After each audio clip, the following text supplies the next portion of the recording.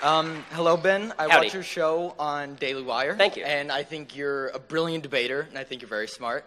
And I'm actually nervous in asking this question because it has to do with your Black Lives Matter smackdown in Seattle, where you said that the issue is not one based on race. It is one based on culture. Correct. And I want, and this is really just a clarification I mean, question. I think I'm correct, obviously. Right. No, but I just want clarification Sure. on what you mean when you say it's a cultural matter, and quick, where it stems from and what we can do about it. Okay, so there are cultural pathologies that stem from certain cultures that, and not race-based, because read like Hillbilly Elegy, which is at the top of the New York Times bestseller list right now. He talks about poor white communities in Kentucky, and you actually have a lot of the same problems. Single motherhood, lack of value on education, suggestion that society owes you something. Any culture that says that to people is bound to fail. And it doesn't matter what the race is.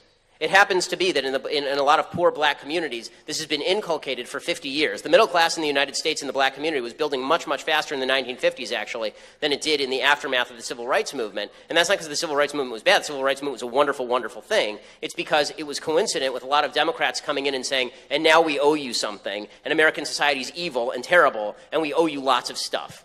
And when you say that to people, when people feel like they're owed something, when they feel like they're victims of the society, as opposed to, forget about whatever I think of my own victimhood, now it's my job to go succeed, then you end up with pathologies of victimhood that are incredibly harmful.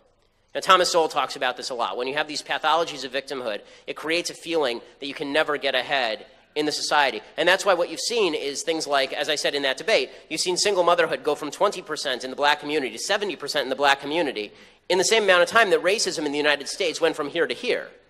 Right? And so if you're going to make the claim that American racism is responsible for the black community's problems currently, then you have to ignore the past 50 years in which racism got markedly better, and yet these pathologies remained in a lot of the black community. And as I say, they exist in the white community. They're actually growing in the white community. Charles Murray has a great book called Coming Apart that's exactly on this.